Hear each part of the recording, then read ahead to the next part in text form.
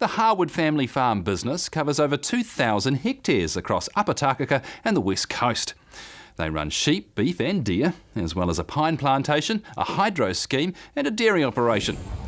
Johnny and Nigel's father, David, was largely responsible for the diversity of stock and profit centres on the farm. Johnny explains. I remember as young kids standing right here watching the helicopters hunting the hinds, the deer on the hill. It was all very exciting times, and he got going right at the start, but it's just the way things have sort of evolved. In a way, it's their father's legacy, the pine trees, the weather flock, the ewes, the beef cows, and then later on the dairy. At the moment we're actually right in the middle of weaning the deer. We like to wean early here on the 25th of February. So we've got 2 weeks of weaning, trying to wean 1,000 little ones. So it's all very interesting. The dairy actually fits in quite well, especially not much then, but we've obviously got area set aside for wintering cows and rearing replacements. But my biggest advantage of it, if they get a surplus of feed, they come to see me looking to see if I've got extra stock, which sort of always pleases me because I've always got hungry mouths to feed. We're on the dairy farm at the moment. It's about 280 hectares. It's running 7 centre pivots. The reason for so many pivots on such a small area is that we have some major power lines running through the farm, which requires us to fit them in around that, which is a bit of a bugbear. We've been up to around 930 cows at the top end of our numbers, and we're probably going to be sitting around 885 as we go through the challenges that we're finding ourselves at the moment. And the reason for the drop-off in numbers is we're growing a lot more fodder beet on platform, so that we can winter more cows at home and feed them cheaply in the autumn instead of having to buy supplements in. So it's been quite a change for us. About 2003, the guts dropped out of the deer industry in a phenomenal way. But that shock, I guess, 2003 really got us as a family looking at were we going to remain in deer or was there other options. So we ended up building the shed and moving into about 650 cows our first year, and we've built that up. New Zealand dairy farming is well positioned as far as one of the lowest cost producers in the world, so there will always be a future while that remains.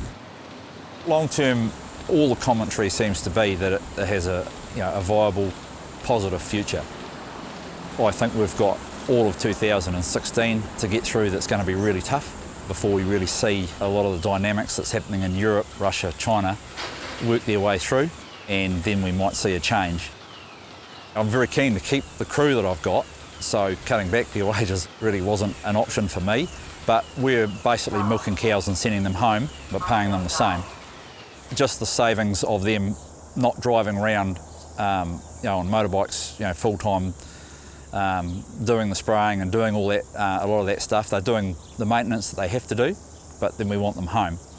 And I can already see that actually working on our cash flow. It's actually already causing the savings. And on the dry stock side of the farm, they're working 4 days a week because we just don't want them at work for that other day.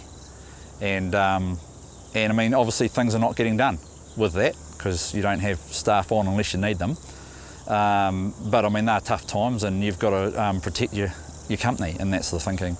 And just probably one last point to that really would be that it's just people have to think, do they actually have to spend that dollar before they spend it?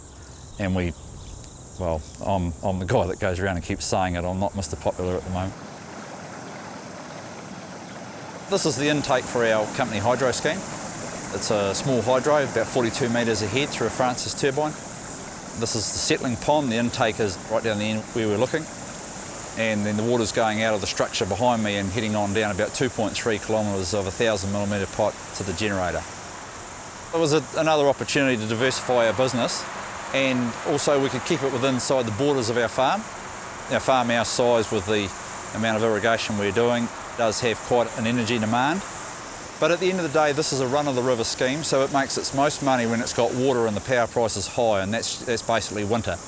So over summer, the infrastructure that you can see here is pretty much, if you had to put a percentage on it, but 3/4 dedicated to supplying water to the irrigation, and the generator will just tick along. But in the winter, obviously, there's no irrigation, and we'll be trying to wind the turbines up to full speed as often as we can. It's about 1.8 mil investment. We're hoping that it'll pay for itself within 13 years. The scheme, when it's fully operational, will have 3 turbines. There's 2 more being manufactured in China right now, and they're both 160 kilowatt machines, and that'll take us up to a 460 max output. Growing up in Golden Bay with the mighty Taka Hill next door, you sort of get used to travelling over it, so it's just a bit of a bump in the road for us. Nelson Airport's hour and a quarter in the mornings, no traffic around on the Nelson side. So no, I don't think we're really that isolated here. I think we got it smack on at the moment. We like to call it swaying. If dairy is up, we can sort of swing in that way a bit, but we don't want to go too far. We'd rather make opportunity while the prices are high.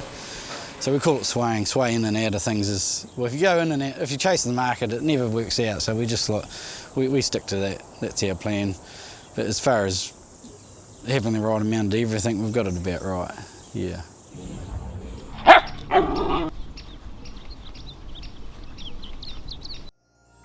This program was made with funding from New Zealand On Air.